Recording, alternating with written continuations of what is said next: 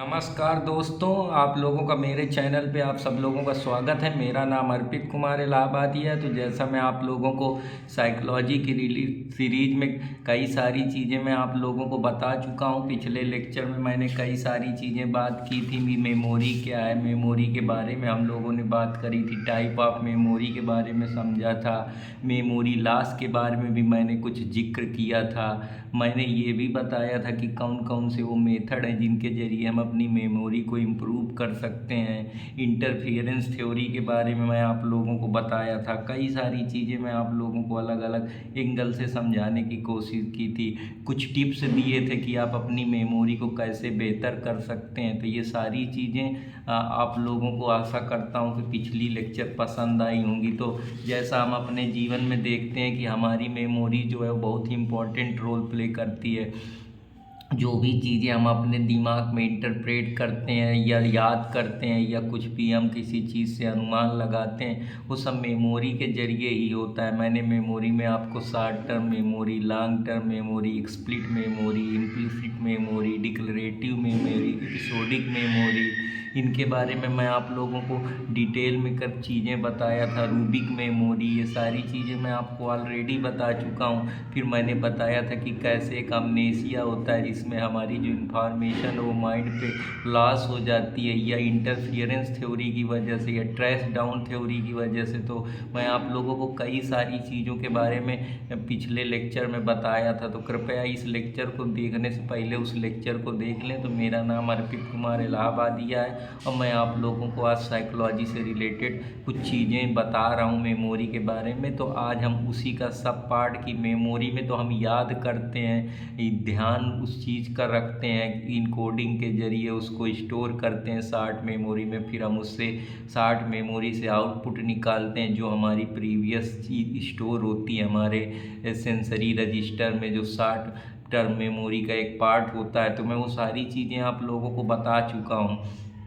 तो आशा करता हूँ कि आप वो सारी चीज़ें देखेंगे और उससे आप लोगों को मेमोरी के बारे में कुछ समझ में आएगा कि एक साइकोलॉजिकल फेना है, एक नेचुरल फेनोमेना है जो हमारे मेमोरी में सेंसेशन के ज़रिए, टेस्ट के ज़रिए, साउंड के ज़रिए, हीरिंग के ज़रिए, टच के ज़रिए हम किसी चीज़ को रिकॉल करते हैं। उसमें अलग अलग सेल्स काम करती हैं, अलग अलग न्यूरॉन्स होती हैं। हमारा पूरा कॉग्निटिव माइंड की जो साइकोलॉजिकल एनाटॉमी है वो उसके लिए रिस्पॉन्सिबल फैक्टर है। तो इसमें मेडिकल का बहुत सारा इम्पॉर्टेंट रोल है साइकोलॉजी में समझने में। तो ये जो मेमोरी, जिसमें मैंने आपको हिप्पो कैंपस के बारे में बताया था, एमिडोला के बारे में बताया था, प्रोफ्रंटल कॉर्टेक्स के बारे में बताया था कि कैसे ये मेमोरी के में कितना इम्पोर्टेंट रोल इनका है। तो ये सारी चीज़ें मैं आप लोगों को बता चुका हूँ। तो आज मैं आप लोगों को उसी सीरीज में फॉरगेटिंग के बारे में बताऊँगा कि कभी कभी हम अपने आसपास देखते हैं कि हम बहुत सारी चीज़ें अपने आसपास देखते हैं, लेकिन जब हमको ज़रूरत पड़ती है तो हम उन चीज़ों को याद नहीं कर पाते, या जो हमने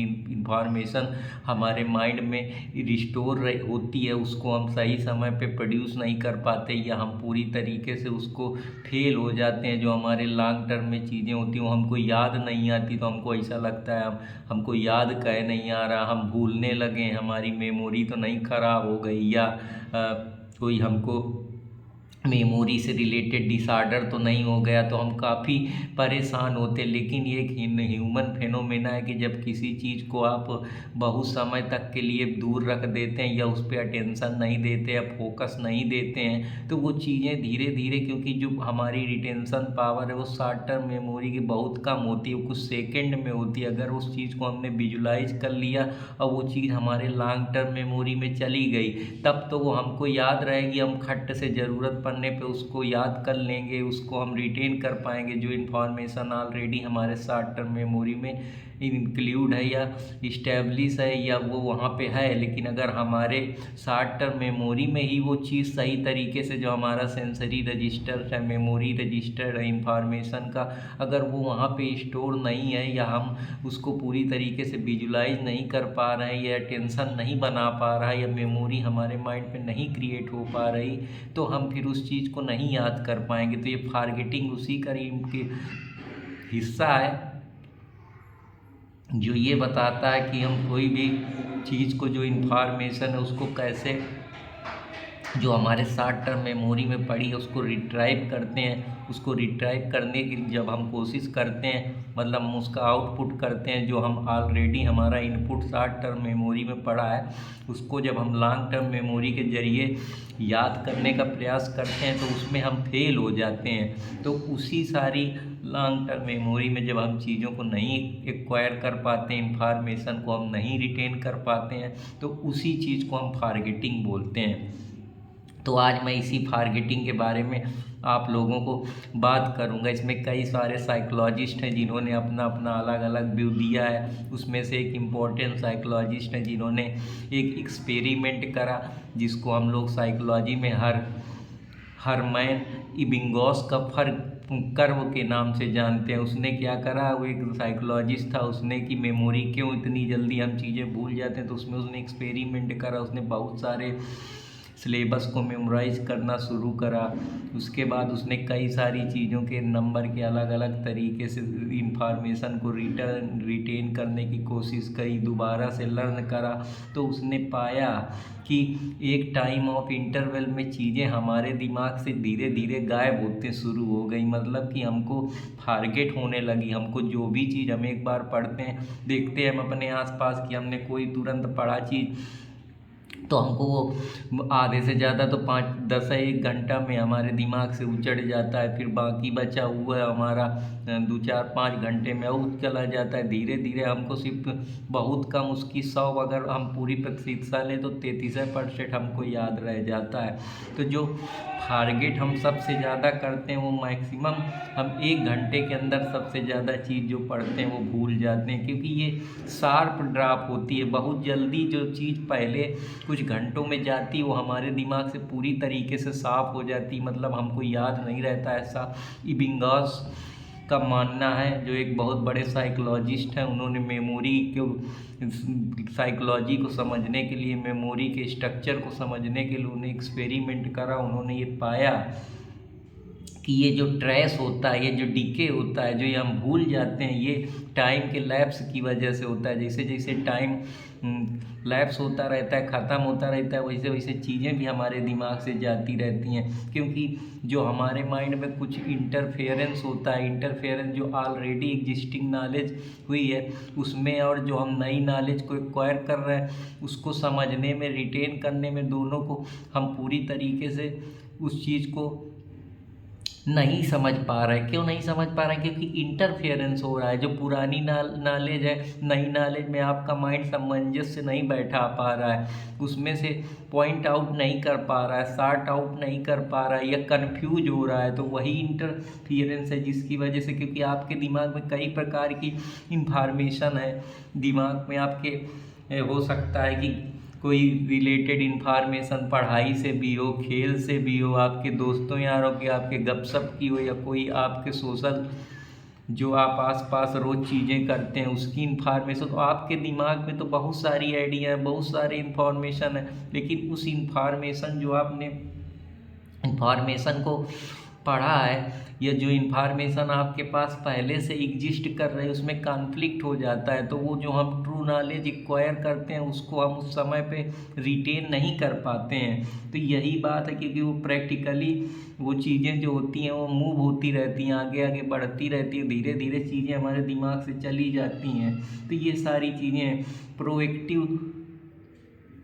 प्रोएक्टिव फॉरगेटिंग में ये होता है कि जो चीज़ें होती हैं वो फॉरवर्ड मूविंग होती हैं, कि मतलब जो आगे की चीज़ें पढ़ते जाते हैं तो पीछे की चीज़ें हम भुला जाते हैं। जैसे हम लोग पढ़ाई में देखते हैं, दिन भर सिलेबस पढ़े, आगे से आगे रोज़ किताब को अंडरलाइन करते रहते हैं, रंगते रहते हैं, लेकिन पीछे की चीज़ें हम नहीं याद करते हैं, तो हम धीरे धीरे भूल जाते हैं। क्योंकि नई जो हम चीज़ पढ़ते हैं या जो पुरानी चीज़ है उसमें इंटरफेरेंस होने लगता है, टसल होने लगता है, क्योंकि इतनी सारी इन्फॉर्मेशन आ जाता है कि हमारे मेमोरी एक समय में बाउंस करने लगती है, या वो समय पूरी तरीके से ब्लॉक हो जाती है। वो प्रॉपर तरीके से आइडेंटिफाई नहीं कर पाती, इंफॉर्मेशन को क्यों नहीं बैठा पाती। जो हम डिटेक्शन की बात करते हैं, डिटेक्शन थ्योरी लर्निंग में मैं आप लोगों को बताया था, वो भी एक इम्पॉर्टेंट फैक्टर प्ले करती है।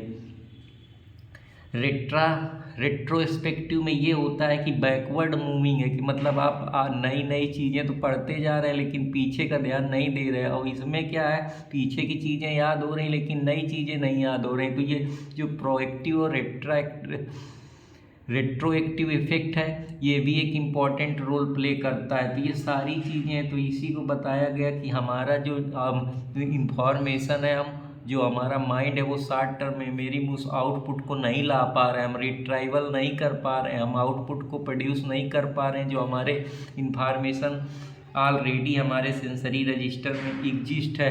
तो इबिंगॉस का ऐसा मानना है कि जैसे जैसे समय बीतता जाएगा, टाइम बीतता जाएगा, इंफॉर्मेशन का जो लेवल है या परसेंटेज है वो डाउन होता जाएगा, डीके होता जाएगा। तो उसी के ऊपर हरमन इबिंगॉस ने एक कर्व बनाया और ये पाया कि जो इंफॉर्मेशन होती है वो पहले बार में सीधा 75% उड़ जाती है, तो जो लास्ट में इंफॉर्मेशन बचती है वो सिर्फ 33% बचती है। तो उनका ऐसा मानना है कि हमने तुरंत याद करा, हमने 100% रिटेन करा, तो थोड़ी देर बाद 75 बची, फिर 50 बची, फिर सीधा आगे 25 बची। तो उनका ये अपना एक व्यू है, एक नज़रिया है कि उन्होंने इस तरीके से टोटल जो आउटपुट है, जो इनपुट उन्होंने लगाया वो 100 लगाया, लेकिन लास्ट में जो उनको आउटपुट मिल रहा है वो सिर्फ 33% मिल रहा है। तो कहने का ये मतलब है कि इन्फॉर्मेशन हमने जो अपने माइंड में स्टोर करी वो धीरे धीरे डीके होती गई, वो लॉस होती गई क्योंकि हमारी मेमोरी धीरे धीरे चीज़ों को इंटरफेरेंस, जो हमारी और इन्फॉर्मेशन है ये डीके हो रहा है, टाइम जा रहा है, तो वो चीज़ें फेड होती जा रही मेमोरी से, मेमोरी हमारी ब्लर होती जा रही है, वो चीज़ों को रिकॉग्नाइज नहीं कर पा रही है। कहने का ये मतलब है। तो आशा करता हूँ कि आप लोगों को ये भी समझ में आया होगा। अब कौन कौन से फैक्टर हैं जो इन्फ्लुएंस करते हैं मेमोरी को, तो इसके बारे में जान लेते हैं कि मेमोरी कैसे इन्फ्लुएंस होगी, क्या क्या तरीके हैं। तो इसमें 2 तरीके होते हैं कि बाहरी फैक्टर कुछ हैं जिसको हम एक्सटर्नल फैक्टर बोलते हैं, और कुछ हमारे अंदर हैं जिनके जरिए हम मेमोरी में चेंजमेंट कर सकते हैं या अपने मेमोरी की जो कंसंट्रेशन क्षमता है उसको बढ़ा सकते हैं। तो एक एक चीज़ों के बारे में मैं आप लोगों को बताने का प्रयास करता हूँ। तो जो इंटरेस्टिंग फैक्टर है वो ये होते हैं कि हमारे अंदर कुछ चीज़ें हैं जिसकी जो मेमोरी के लिए रिस्पॉन्सिबल हैं या इन्फ्लुएंस कर रहे हैं। तो पहला फैक्टर ये कि एज इंडिविजुअल की।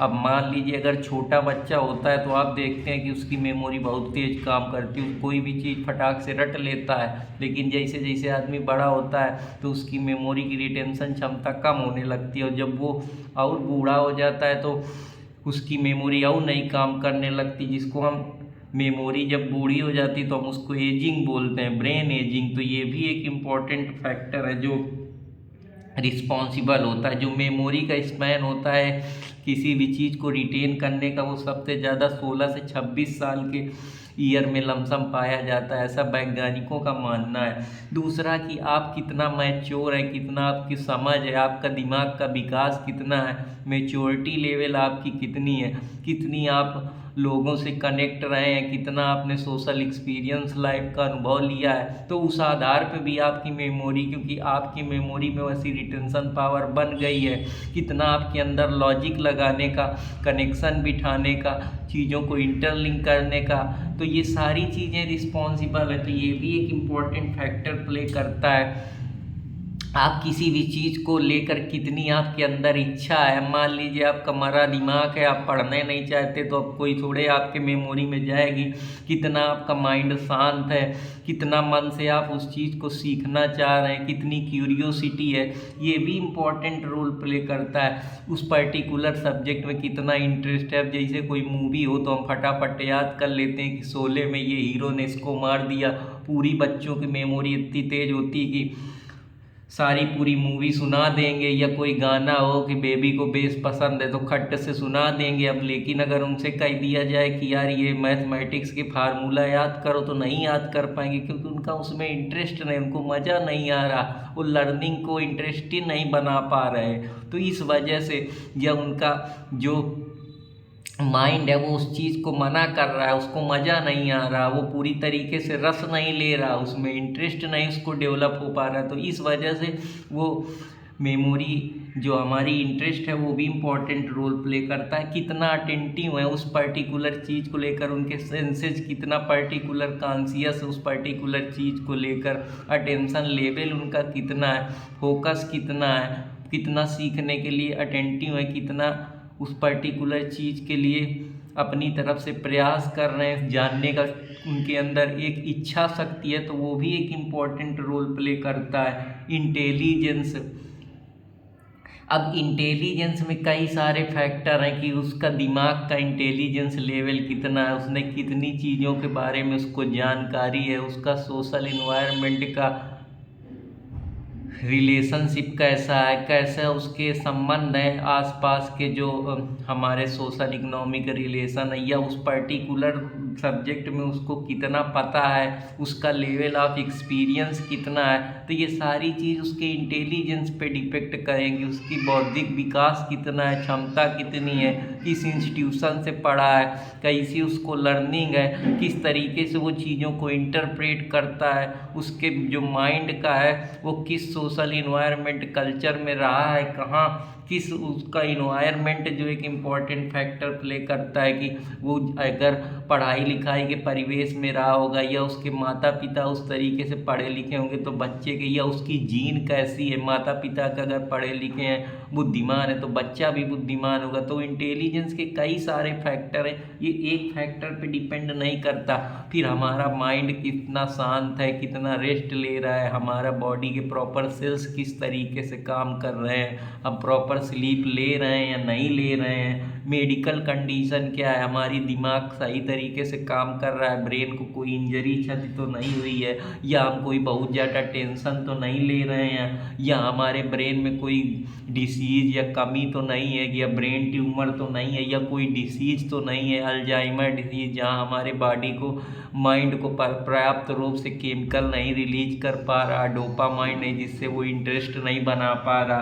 तो ये सारी चीज़ें, अटेंशन हम कितना उस चीज़ पे ध्यान देते हैं। फिर दूसरी बात, हम उस चीज़ के लिए कितना इमोशनली हैं, कितना इमोशन में हम, जैसे हमको कितना ज़्यादा हम सैड हैं, कितना हम स्ट्रेस ले रहे हैं, कितना हम परेशानी में हैं, कितना फियर है हमको, कितनी तनाव है हमको किसी भी चीज़ को, तो ये, या कितना खुश हैं। अगर हम खुश होंगे तो हमारी मेमोरी बेहतर होगी, अगर हम डिप्रेशन एंजाइटी के शिकार होंगे, जीन, अगर जो जीन हमारे डीएनए बेहतर होंगे, अगर हमारे माता पिता का जीन बेहतर होगा तो स्वाभाविक सी बात है, अगर उनकी मेमोरी के जो तेज होंगे, उनकी जीन्स का जो विकास होगा मेमोरी का वो सही होगा, तो वो जो जीन है, जो आनुवंशिकी लक्षण है, जो एक इनहेरिटेंस से दूसरे इनहेरिटेंस में जाते हैं, तो वो भी एक इम्पॉर्टेंट रोल प्ले करते हैं। बायोलॉजिकल फैक्टर हैं कि अगर बायोलॉजिकली आपका माइंड किस तरीके का है, बायोलॉजिकली आप ज़्यादा बुद्धिमान तो नहीं है, आईक्यू लेवल आपका क्या है, तो वो सारी चीज़ें मेमोरी के लिए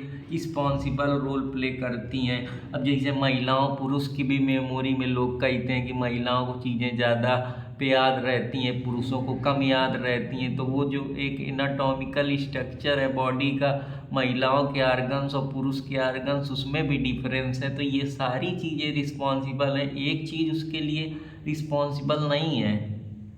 अब जैसे ही इंस्ट्रिंसिक वैल्यू है, तो इंस्ट्रिंसिक का मतलब जो बाहरी वातावरण की कौन कौन सी चीज़ें जो हमारे मेमोरी को प्रभावित करती हैं। अब जैसे कि जो हम मटेरियल पढ़ रहे हैं वो हमको उसमें कुछ मतलब समझ में आ रहा है कि नहीं आ रहा, कि बस फर्जी किताब डरे, किसी के डर से पढ़ रहे हैं, या कोई हमको जानबूझ के डांट के पढ़ा रहा है, लेकिन हमारा मन नहीं है, हमारा इंटरेस्ट नहीं है। अब कितना उसमें विजुलाइजेशन है प्रॉपर, या कितना अमाउंट है, बहुत सारा तो एक दिन में नहीं पढ़ना कि पूरी किताबें पलटा देना। अब 10 किताब एक दिन में थोड़े पढ़ पाएंगे, एक एक पढ़ेंगे तो इंटरेस्ट बढ़ेगा, तो ये भी चीज़ है। फिर डिस्ट्रैक्शन की, कहीं ऐसी जगह तो नहीं रहे जहाँ सिगरेट पीने वाला माहौल है, गाना गाने वाला माहौल है, मौज मस्ती वाला, अयासी वाला, चिल्ल करने वाला, आजकल चिल्ल चिल्ल बहुत चला है, तो ये भी सारी चीज़ें हैं। चिल्ल से बचिए नहीं, बाद में किल किल करेंगे और कुछ होगा नहीं, तो ये चिल से बहुत बचना है। चिल बहुत खतरे का है। डिस्ट्रक्शन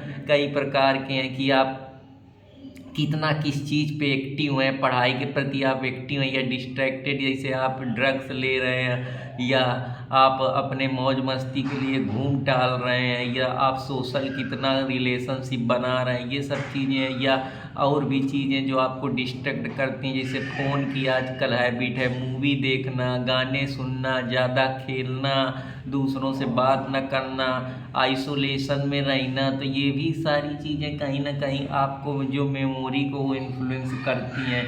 फिर जिससे आप पढ़ते हैं वो टीचर का लेवल क्या है, वो किस तरीके से पढ़ाता है, इंटरेस्ट से पढ़ाता है कि नहीं पढ़ाता, उस टीचर का आपको बिहेवियर टीचिंग का अच्छा लग रहा है या नहीं लग रहा है, तो मेमोरी उस आधार पे भी डिपेंड होती है। फिर आप कितना प्रैक्टिकल करते हैं, कितना चीज़ को विजुलाइज करते हैं, कितना एसोसिएट करते हैं, तो वो भी फैक्टर कहीं ना कहीं इन्फ्लुएंस करते हैं। फिर अगर जो मटेरियल है वो बहुत ख़राब है, अब मान लीजिए आपका इंटरेस्ट उस सब्जेक्ट पे नहीं है, अब आपको कह दिया जाए कि फ्रॉक के बारे में, शरीर की संरचना के बारे में बायोलॉजिकली जानकारी रखो, तो आदमी को अपने शरीर के बारे में तो पता नहीं है, तो वो अगर फ्रॉक के बारे में कि फ्रॉक कैसे काटा जाएगा उसका प्रैक्टिकल कराओगे तो उनको मोनोटोनस ही लगेगा ना, तो वो थोड़े इन्फ्लुएंस होंगे उस पढ़ाई को लेके। ऐसे एटीट्यूड है, एटीट्यूड का मतलब ये है कि आपका पर्सनल बिलीफ क्या है, आपका बिहेवियर क्या है, आपकी थिंकिंग उस पर्टिकुलर चीज़ को लेकर क्या है, तो वो एटीट्यूड कई सारे, या सोशल इन्वायरमेंट कैसा है, या मोटिवेशनल फैक्टर कैसे, या इमोशनल उस पर एक इम्पॉर्टेंट एंगल आ जाता है, या लर्निंग आपकी कैसी रही, तो वो सब एटीट्यूड के ही कारण है, या एटीट्यूड के ही इसेंशियल है, जो घुमा फिरा के एटीट्यूड जिनसे हम बनाते हैं, या हमारे अंदर वो एटीट्यूड डेवलप होता है, या हमारा सोशल कल्चर इन्वायरमेंट कैसा है, तो ये सारी चीज़ें भी हमारे मेमोरी के लिए इम्पोर्टेंट रोल प्ले करती हैं। या फैसिलिटी कैसी है, अच्छा मटेरियल है, प्रॉपर डिजिटल बोर्ड लगे हैं या नहीं लगे, विजुलाइजेशन हम कर पा रहे हैं नहीं कर पा रहे, कितना हम उस पर इंटरेस्ट ले रहे हैं, तो ये सारी चीज़ें हमारे मेमोरी को इन्फ्लुएंस करती हैं। तो आशा करता हूँ कि आप लोगों को ये भी समझ में आएगा। अब हम कैसे अपनी मेमोरी को इन्हेंस करें, जो लोग कहते हैं कि हमको याद नहीं रहता, तो आज मैं कुछ ट्रिक उन लोगों के लिए लाया हूँ। आशा करता हूँ कि उन लोगों को ये ट्रिक पसंद आएगी, जिससे वो अपनी मेमोरी को बेहतर कर पाएंगे, और वो जो एग्ज़ाम बड़े बड़े देते हैं जहाँ उनको लगता है कि पढ़ तो सब लिया लेकिन याद नहीं रहता, तो आज मैं कुछ तरीके बताता हूँ। तो पहला तरीका है कि निमोनिक्स बनाना। निमोनिक्स कई प्रकार के होते हैं कि हम जो भी पढ़ते हैं उसके इसेंशियल कीवर्ड की एक टेक्निक होती है कि हम जैसे मान लो रेस जुडिकाटा पढ़ रहे हैं, तो अब हम उसमें रेस जुडिकाटा सेक्शन 11 में दिया है हमारे सीपीसी में, तो हमको पता होना चाहिए कि रेस जुडिकाटा में अगर एक बार लग गया है किसी कोई भी जो मैटर फार्मली सूट जो पूरी तरीके से एजुकेट हो चुकी है, अब हम सेम चीज़ को नहीं कर सकते, तो उसका इसेंशियल एक शब्द जो कीवर्ड है वो एजुकेटेड है। अब मैटर जो पूरी तरीके से कॉम्पिटेंट कोड के द्वारा होना चाहिए, सेम टाइटल के लिए होना चाहिए, सेम पार्टी होनी चाहिए, तो अगर ये सारी चीज़ें एक एक लाइन पे ये कीवर्ड है जो इम्पोर्टेंट है वो आप निकाल के रख लिए। फिर एक निमोनिक्स होता है कि जो पर्टिकुलर वर्ड बना रहे हैं उसमें से उसका पहला अक्षर निकाल लिए, जैसे हम लोगों को याद कराया जाता है बिबग्योर, बैजानी, हप्पी, नाला की रेनबो के कलर याद करो, तो अब हम पूरा अगर ब्लू पढ़ेंगे तो वो तो हम उसका ब्लू का एक शब्द लिख लिए बी, इस तरीके से हम एक एक शब्द सारे उसके लिख लिए, जिससे अब हमको वो चीज़ याद रहेगी। जैसे अब हम कोई भी स्मार्ट टेक्निक है तो अभी स्मार्ट में हम सिंपल पूरा नहीं, तो हम उसका पहला शब्द एस ले लिया, एम मतलब मैनेजमेंट तो हमने एम बना लिया, ऐसे ए से अकाउंटेबल तो हमने ए लिख लिया, फिर आर तो रिस्पॉन्सिव तो हम पूरा रिस्पॉन्स नहीं आर लिख रहे हैं। तो ये क्या है, ये किसी चीज़ को याद करने, जैसे मोबाइल नंबर इतने बड़े बड़े होते हैं तो हम ग्रुप में बांट लेते हैं, चंक बना लेते हैं। अब जैसे मान लो हमको 99 18 59 34 10 अपना मोबाइल नंबर याद है, क्योंकि हमने चंक बना लिए 2 के या 3 के, कि पहले में 9 होगा, फिर 18 होगा, फिर 59 होगा। अगर हम ऐसे पूरा याद करें 9 1918 59 तो हम कन्फ्यूज होंगे। तो जब ज़्यादा चीज़ें होती हैं या फिर हम कैटेगरी वाइज बांट लेते हैं कि अब जैसे मैं आपको साइकोलॉजी पढ़ा रहा हूँ तो साइकोलॉजी के मेरे प्लेलिस्ट कैटेगरी वाइज बटे हुए हैं, तो मैं कैटेगरी में मुझे आसानी होगी। अगर मैं सारी चीज़ एक में होच पोच कर दूंगा तो मेमोरी मेरी पूरी तरीके से इंटरफियरेंस करने लगेगी, जो मेरा नॉलेज है वो खड़बड़ा जाएगा, जिससे मैं तुमको सही तरीके से उस पर्टिकुलर चीज़ को मैं अच्छे से रिवाइज नहीं कर पाऊँगा, या मेरी मेमोरी इन्हेंस नहीं हो पाएगी। या हम ऑर्गेनाइजेशन बनाते हैं, जैसे हमारा बॉडी है, आपने कभी ये तो नहीं देखा कि मुंह किसी का नीचे हो, एक ऑर्गेनाइजेशन बना है कि पैर नीचे होंगे, फिर हाथ होगा, फिर पेट होगा, फिर कंधा होगा, फिर इसके बाद हाथ होंगे, फिर मुंह होगा, नाक होगा। ऐसे हम कोई चीज़ पढ़ते हैं तो वो सीक्वेंस में रहती है। जैसे FIR होता है, तब FIR के बाद इन्वेस्टिगेशन होगा, फिर इंक्वायरी होगी, फिर ट्रायल होगा, फिर इसके बाद जब ट्रायल हो जाएगा तो कन्विक्शन एक्विटल आएगा, उसी में फिर हम जाके अपील करेंगे, फिर पोस्ट ट्रायल की सिचुएशन आएगी। तो इसी तरीके से चीज़ें चलती कि एक ऑर्गेनाइजेशन में रखा हुआ है कि जैसे हम खाना बना रहे हैं तो पहले हम आलू सामग्री लाएंगे, फिर हम आलू काटेंगे, फिर इसके बाद उसको पानी डालेंगे, फिर प्रोसेस को अपनाएंगे। तो ये एक ऑर्गेनाइजेशन है, ऑर्गेनाइजेशन में चीज़ रखी है। अब ये जैसे बड़ा ऑर्गेनाइजेशन है तो वहाँ एक टेक टीम है, तो एक टेक टीम में एक एजुकेशन डिपार्टमेंट है, एक सेल्स डिपार्टमेंट है, एक फाइनेंसिंग डिपार्टमेंट है। इस तरीके से सारी चीज़ें हैं तो बटी हुई हैं, तो ऑर्गेनाइजेशन एक बना हुआ है। एक ये टेक्निक होती है, एक चंकिंग होती है, एक ऑर्गेनाइजेशन होता है, एक फर्स्ट लेटर होता है, फिर ये सारी चीज़ें इंपॉर्टेंट रोल प्ले करती हैं।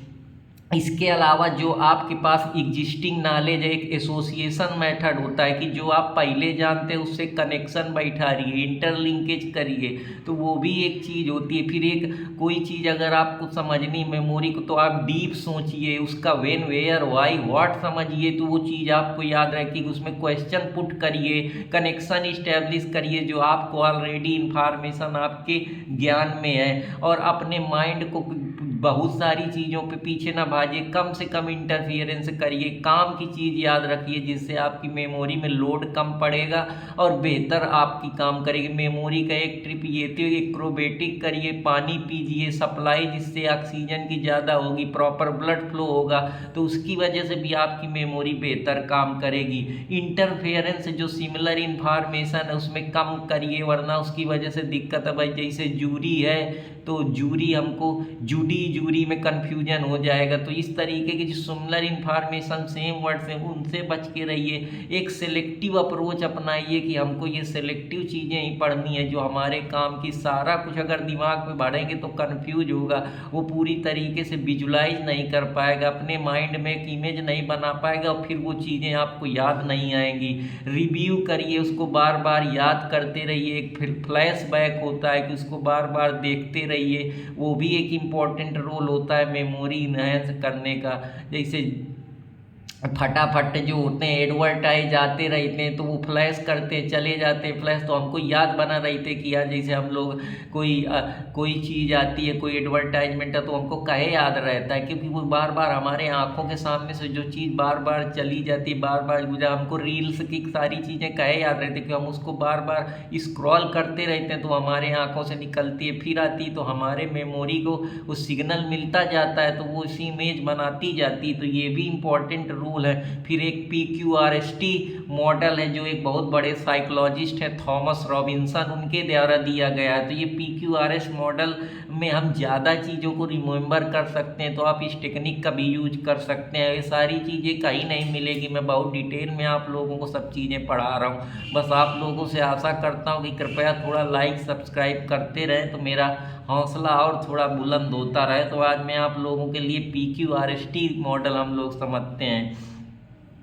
PQ का मतलब होता है, P से हो गया प्रीव्यू, कि आप कोई भी अगर कुछ भी पढ़ रहे हैं तो सबसे पहले आप उसके पूरे चैप्टर का एक सरसरी ग्लांस से देखिए, उसका कर्सरी लुक देखिए, उसमें जो भी चीज़ें हैं उससे फेमिलराइज होइए, समझिए कि उस अंडर के अंदर कौन कौन से इंग्रेडिएंट है। जैसे हम मान लो कोई भी चैप्टर पढ़ रहे हैं, सपोज मैं बेलमेंट पढ़ रहा हूँ, तो बेलमेंट के जो इम्पोर्टेंट कॉन्सेप्ट है वो पता होना चाहिए कि बेलर है, बेली है, फिर उसकी ड्यूटी क्या है, फिर वो बेलर की ड्यूटी क्या है, बेली की ड्यूटी क्या है, ये सारी चीज़ें, कैरेक्टरिस्टिक बेलर बेली की क्या है, किसको बेलर माना जाए। तो ये एक जो पूरा मेमोरी आप अपने माइंड में बना लेते हैं कि पर्टिकुलर चीज़ कहाँ कहाँ जा रही है, जिसको मेथड ऑफ लोसी बोलते हैं कि अलग अलग ऑब्जेक्ट जैसे अपने घर में घुसते हैं आप, तो आपको पता चल जाता है कि यार यहाँ मेरा पंखा धरा है, यहाँ कूलर रखा है, यहाँ मेरे को सोना है, यहाँ खाना है, यहाँ नहाना है, यहाँ मेरे कपड़े की धोने हैं, यहाँ मेरे को पढ़ाई करनी है, ये मेरा स्टडी टेबल है। तो आपको बार बार नहीं बताना, क्योंकि आपके मेमोरी में वो एक लोकेशन बन चुकी है पर्टिकुलर ऑब्जेक्ट को लेकर। वैसे इस प्रिंसिपल को आप अपने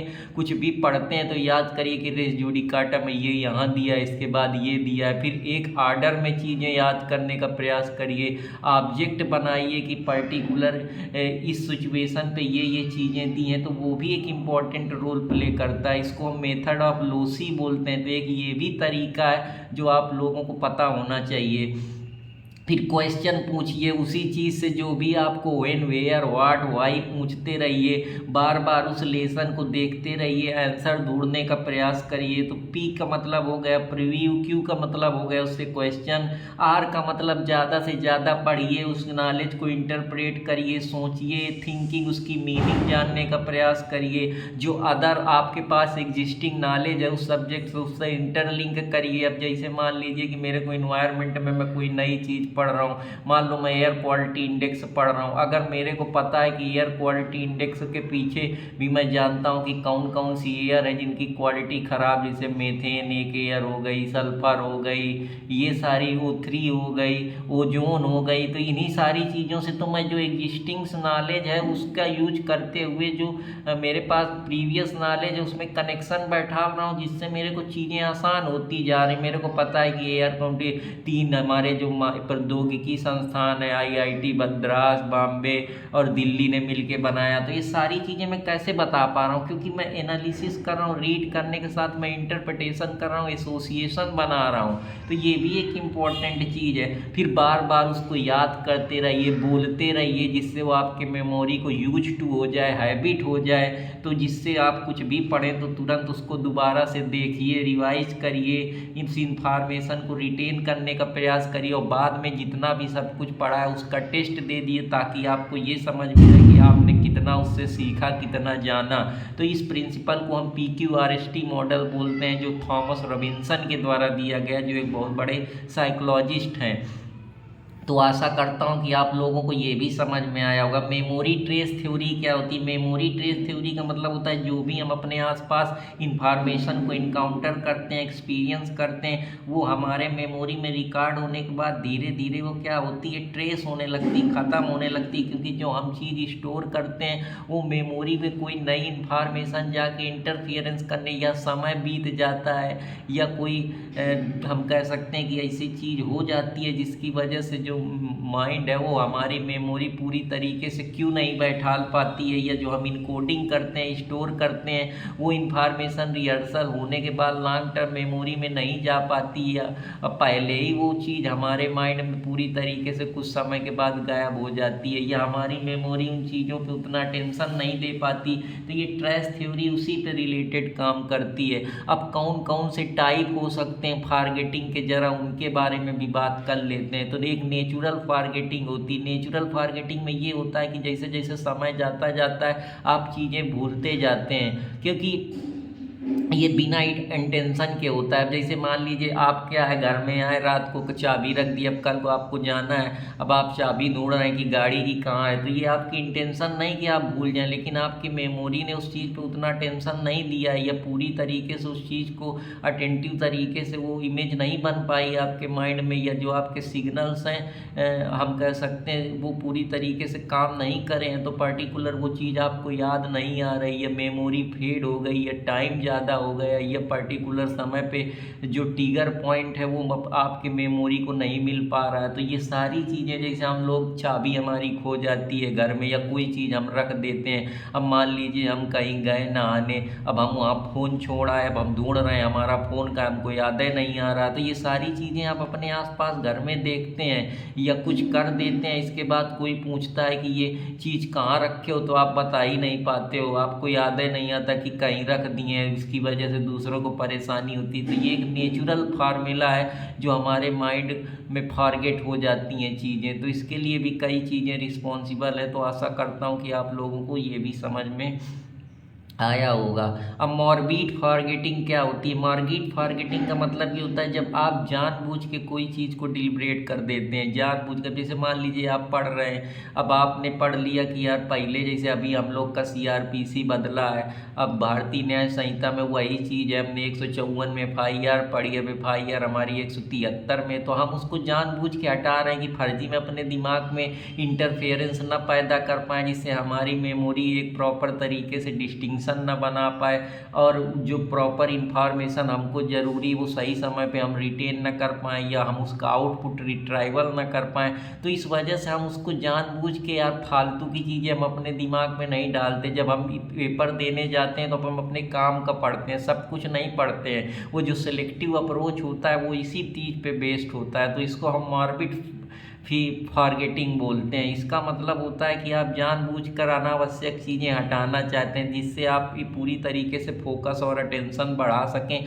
और आपका मेमोरी बिल्कुल सतर्क हो जाए पर्टिकुलर चीज़ पे, और जब ज़रूरत पड़े तो खट से याद आए। जैसे आप घर में जा रहे हैं, अब पापा ने आपसे कोई दवाई मंगाई तो उतनी देर और आप सारी चीज़ें भूल जाते हैं, उस दवाई को बार बार याद करते रहते हैं, जिससे आप उस चीज़ को तुरंत याद कर पाएँ। और जो फालतू की चीज़ें हैं और भी बहुत सारी चीज़ें उन पे आप ध्यान नहीं देते, जान उनको हटाओ कि यार ये चीज़ हमारे काम की नहीं तो हमको नहीं याद कर। जैसे हम पढ़ाई में सिलेक्टिव अप्रोच अपनाते हैं, जैसे परेटो का प्रिंसिपल होता है, 80-20 रूल हम अपनाते हैं कि हम अपने काम के 20% काम सिलेक्टिव यूज करके 80% आउटपुट की जो ये बात करते हैं उसी को परेटो प्रिंसिपल के नाम से जाना जाता है। तो ये सारी चीज़ें हैं, इसके बारे में मैं आप लोगों को बता रहा हूँ। फिर एक जनरल फॉरगेटिंग होती है जहाँ आप पूरी तरीके से वो चीज़ें भूल जाते हैं जो आपने प्रीवियस लर्न करी है, आपको यादें नहीं आती। जैसे हम लोग का सिलेबस होता है, जब हम लोग के पेपर होते हैं उसके पहले हम बहुत सारी चीज़ें पढ़ लेते हैं, लेकिन हमने प्रीवियस चीज़ हमको यादें नहीं आती। अब जैसे मैंने मान लीजिए थोड़ी देर के लिए मुझे पढ़ लिया पायस ऑब्लिगेशन थ्योरी, मान लो मैं ला पढ़ाता हूँ तो पायस ऑब्लिगेशन,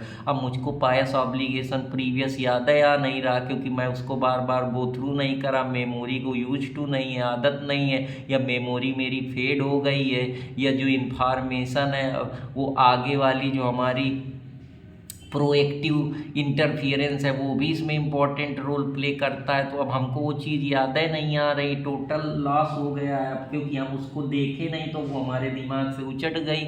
हमारी मेमोरी उस पर एक जो इमेज बनानी चाहिए या हमको एक ट्रिगर पॉइंट या स्टिमुलाई जनरेट होना चाहिए हमारे माइंड में, या हमारे शॉर्ट टर्म जो हमारा सेंसरी रजिस्टर है वहाँ इंफॉर्मेशन अब है ही नहीं, वो गायब हो चुकी है। तो ये भी एक इम्पॉर्टेंट रिस्पॉन्सिबल फैक्टर है मेमोरी लॉस का, फॉरगेटिंग का। स्पेसिफिक फॉरगेटिंग जहाँ आप कोई चीज़ एक पार्ट को फॉरगेट कर देते हैं जो अर्लियर लर्निंग होता है। अब जैसे मान लीजिए आपने 4 एसेंशियल इंग्रेडिएंट याद करे, अब आपको 3 याद है, एक याद नहीं आ रहा है। वही चीज़ है कि अब जैसे मान लीजिए आप सुर लगा रहे हैं, अब सुर में आपको पता है कि ठाठ है, खमाज याद आ गया आपको, ये जो भी थाट्स होते हैं 10 थाट्स होते हैं लमसम म्यूजिक में, तो आप मान लो आपको 8 थाट्स याद आ रहे हैं, एक थाट से नहीं याद आ रहा, कॉफ़ी याद आ गया, थाट खमाज याद आ गया, ये कुछ चीज़ें याद आ रही लेकिन पूरा नहीं। अब जैसे मान लो आप राग पुरिया धानेश्वरी में आपको औरों के सुर याद है, औरों के सुर नहीं याद हैं। तो ये सारी चीज़ें हैं कि जहाँ आप पूरी चीज़ें नहीं याद कर कि कोमल धा लगेगा कि माँ लगेगा, तो ये सारी चीज़ें कि हम एक स्पेसिफिक फॉरगेटिंग भूल जाते हैं कि सब कुछ तो याद है। अब जैसे मुझको रेस जुडिकाटा में नॉट एसेंशियल इंग्रेडिएंट याद है, एक याद है नहीं आ रहा, हालांकि प्रीवियस लर्निंग तो अर्लियर है, मैंने उन चीज़ों को पढ़ा था। अब जैसे मुझे पता है कि फिफ्थ के 4 एसेंशियल इंग्रेडिएंट है कि बिट पोजीशन होना चाहिए, विदाउट कंसेंट होना चाहिए, वो मूव होनी चाहिए प्रॉपर्टी। अब मुझको अगर इसमें एक भी नहीं याद आ रहा तो मैं ये कह सकता हूँ कि अर्लियर लर्निंग जो मैंने करी उसमें मैं कुछ चीज़ें स्पेसिफिक याद कर पा रहा हूँ, उन स्पेशल चीज़ों पे जो एक स्पेसिफिक एक शब्द है उन पे मैं फोकस कर रहा हूँ। वो इसेंशियल इंग्रेडिएंट मेरे दिमाग में यादें नहीं आ रहे हैं। इसी तरीके से होता है। तो ये जो सारी चीज़ें हैं वो उसके लिए इम्पोर्टेंट रोल प्ले करती हैं। अब जैसे मैं मान लो मेरे को जलियांवाला बाग हत्याकांड के बारे में मान लो मेरे को 13 अप्रैल याद आ रहा है, 1919 याद नहीं आ रहा, तो वो एक स्पेसिफिक चीज़ जो नहीं याद आ रही उसी के बारे में बात करता हूँ। या हम बेटल के पढ़ते हैं, मेरे को बेटल ऑफ खानवा पता है, पानीपत पता है, लेकिन अब मुझे ये नहीं पता कि बेटल ऑफ चंदेरी कब था। तो वो एक स्पेसिफिक चीज़ है। तो इस तरीके से भी आप समझ सकते हैं। जियोग्राफिकल में कोई कॉन्सेप्ट है, मान लो आपको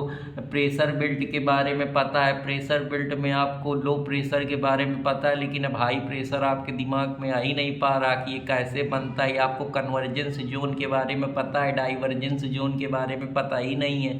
तो ये भी सारी चीज़ें हैं जो इम्पोर्टेंट रोल प्ले करती हैं कि हम एक पर्टिकुलर स्पेसिफिक चीज़ को तो याद कर पा रहे हैं, लेकिन कुछ जो उसके और स्पेसिफिक इसेंशियल हैं वो हमसे छूट जा रहे हैं। बस वही कहता है स्पेसिफिक फॉरगेटिंग। तो आशा करता हूँ कि आप लोगों को ये भी समझ में आया होगा। अब अमनेसिया जहाँ आपके मेमोरी में लॉस हो जाता है, कुछ याद नहीं रहती हुई इंफॉर्मेशन, क्योंकि कुछ चीज़ें होती हैं जैसे फिजिकल आपकी एज ज़्यादा हो गई, या तो आपकी मेमोरी सही तरीके से नहीं काम कर रही, या आपके माइंड में कोई डिसीज हो गया, या कोई टेंशन ले रहे हैं, या कोई एक्सीडेंट हो गया, या इतना ज़्यादा आप अल्कोहल या इंटॉक्सिकेशन करे हुए हैं कि जो माइंड है वो प्रॉपर तरीके से रेशनल जजमेंट ही नहीं फॉर्म कर पा रहा, या मेमोरी आपकी थक गई है, या आप मेमोरी से ज़्यादा एक्सेस काम ले लिए। तो जो फिजिकल फैक्टर है वो इम्पोर्टेंट रोल, जो आपके आज के भौतिक चीज़ें जैसे एज है, डिसीज हो गया, अल्जाइमर डिसीज की वजह से हो गया, या ब्रेन को कोई ट्यूमर हो गया, या ब्रेन में कोई कमी हो गई जिसके सही या सही समय से ब्रेन को प्रॉपर ब्लड फ्लो नहीं मिल पा रहा है, या किस सरकमस्टेंसेज में आप रह रहे हैं, वो इन्वायरमेंट भी फिजिकली इम्पोर्टेंट रोल प्ले करता है। साइकोलॉजिकली में जो आपके साइकोलॉजिकल माइंड से, जो आपके मेंटल उससे है कि आप किस चीज़ पे कितना स्ट्रेस ले रहे हैं, तनाव कितना परेशान है, चिंता एंजाइटी है, कितना कॉन्फ्लिक्ट की वजह से कि यार कॉन्फ्लिक्ट ना हो जाए तो चीज़ें क्या कर रहे हैं आप भूल रहे हैं, यार कॉन्फ्लिक्ट हटाओ यार इसको दिमाग से, यार ये परेशान कर रहे हैं, हम उस पर अटेंशन नहीं देते। जैसे हमारे गाँव में किसी से लड़ाई हो जाती तो यार हमको लगता है कि हमारा समय बर्बाद करेगा। अब जैसे कोई पिए पाए आदमी घूम रहा है तो हम उससे नहीं लड़ते हैं, क्योंकि जानते हैं कि यार ये पिए पाए कोई मतलब नहीं, तो हमारी मेमोरी उन चीज़ों पे ध्यान नहीं देती, तो वो चीज़ें हमारे दिमाग से हट जाती हैं, भूल जाती हैं। अब जैसे हम जानते हैं कि यार ये अपना खास है, अगर इससे लड़ेंगे तो यार तो बहस हो जाएगी, फिर हम उससे अपना एक इम्पॉर्टेंट रिश्ता खो देंगे, तो हम उन चीज़ों को भी इग्नोर कर देते हैं। इग्नोर करने की आदत सबसे बढ़िया है, शांत रहिए, इग्नोर करते रहिए, वही आपको आगे ले जाएगा। तो इससे आपकी मेमोरी उन चीज़ों पे आप प्रेशर नहीं लेंगे, और आपका माइंड जब शांत रहेगा तो आप बेहतर प्रयास करेंगे, और जो आप करना चाहते हैं वो कर ले जाएंगे। तो जो लोग बोल रहे हैं उसको फारगेट करना है, इस कान से सुनना लोग कहते हैं उस कान से निकाल देना है। तो यही कुछ इम्पोर्टेंट चीज़ें हैं जो आप लोगों को मैं बता रहा हूँ। फिर मोटिवेटेड फारगेटिंग थ्योरी एक होती है। मोटिवेटेड फारगेटिंग थ्योरी हमारे जो एक साइको एनालिसिस्ट बड़े फिलोसफर हैं जो सिगमंड फ्रॉइड के द्वारा दी गई है। वो कहते हैं कि एक रिप्रेशनल मेंटल फंक्शन है जो हमारे माइंड में एक रिप्रेशनल बना दिया गया, एक रिपर्सनल बना दिया है, जहाँ हमारा माइंड अपनी बॉडी अपने को सुरक्षित महसूस करता है। वो चाहता है कि वो जो हम देखते हैं कि कभी कभी पढ़ते पढ़ते हम इतना बोर हो जाते हैं कि हम किटकिटाने लगते हैं, कभी की अपने जो किताब होती है उसमें लीपा पोती करके काट कूट देते हैं, काफ़ी फ्रस्ट्रेट हो जाते हैं। कभी कभी हमको नहीं कुछ याद होता तो हम अपना सिर दीवार में मारने लगते, क्योंकि हमारा जो माइंड है वो पूरी तरीके से अपना बचाव चाहता है, वो पेनफुल चीज़ों को नहीं बर्दाश्त कर पा रहा। वो अब इतना ज़्यादा परेशान हो गया, उसको तनाव इतना ज़्यादा महसूस हो गया कि वो झेल नहीं पा रहा, वो ओवर एक्सेसिव अनप्लीजेंट सरकमस्टेंसेस से गुजरा है। वो पुश कर रहा है कि अनप्लीजेंट या पेनफुल जो मेमोरी है वो उसको डाल रहा है कि यार इसको भूलो। अब उसका यही कारण है कि यार जब हम वो काम छोड़ देंगे तो वो हमारे दिमाग से उचट जाएंगी चीज़ें, तो वो अनकॉन्शियस में डाल रहा है कि हमको याद ना है जो भी चीज़ें हुई। जैसे हमारे साथ कुछ भी गलत हुआ होता है तो हम उन चीज़ों को याद नहीं करते, क्योंकि अगर हम उन चीज़ों को याद करें तो हम परेशान होंगे, डिप्रेस होंगे, हमको टेंशन होगी। अब जैसे मान लो हमारे कभी नंबर अच्छे नहीं आए 12 में, तो अब हम उसको लेके नहीं बैठेंगे। अगर हम उसको लेके बैठेंगे तो हम परेशान रहेंगे, हम टेंशन में आएंगे, यार मैं ये नहीं कर पाया, मैं PCH ये नहीं बन पाया, तो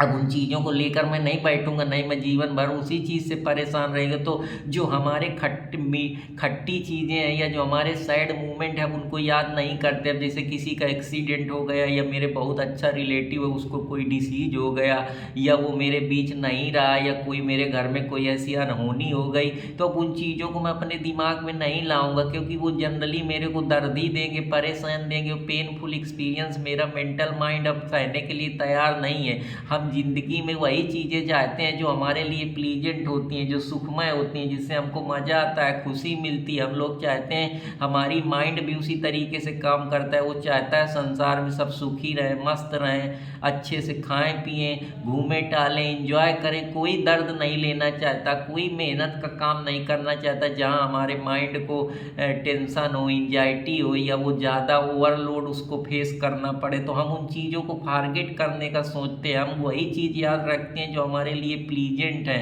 जो हम वो अगर हमारा कोई किसी नियरेस्ट वन की कोई मृत्यु हो जाती है, कोई डिसीज कास हो जाता है, तो हम उस चीज़ों को भुलाने का प्रयास करते हैं, क्योंकि वो हमको कहीं ना कहीं परेशान करती हैं। तो हम उसको उन चीज़ों को, मेमोरियों को हम अनकॉन्शियस में डालते हैं ताकि वो हमको याद ही ना आए। तो ये सारी चीज़ें हैं। तो इसका एक ही जरिया है कि ये मेमोरी को, अगर आपको फारगेटिंग को इम्प्रूव करना है तो वो हार्ड वर्क और अटेम्प्ट के जरिए ही हो पाएगा। तो ये जो इम्पोर्टेंट मोटिवेटेड फारगेटिंग थ्योरी है सिगमंड फ्रॉइड की, बहुत इंपॉर्टेंट रोल प्ले करती है। इसको आप कहीं भी लगा सकते हैं कि हम प्लीजेंट चीज़ों की ही बात करेंगे, हम दर्द नहीं लेंगे। अगर हमको एजुकेशन में मज़ा नहीं आएगा तो हम नहीं पढ़ेंगे, अब हम उस चीज़ को भूलना चाहेंगे। जो बहुत सारे बच्चे होते हैं आजकल, वो नहीं पढ़ाई लिखाई करते हैं। क्यों नहीं करते? क्योंकि उनका पढ़ाई लिखाई में मन नहीं लगता, उनके माइंड को इतना दिक्कत या अनप्लीजेंट सिचुएशन बन जाती है कि वो उसको छोड़ देते हैं, उनको मज़ा नहीं आता।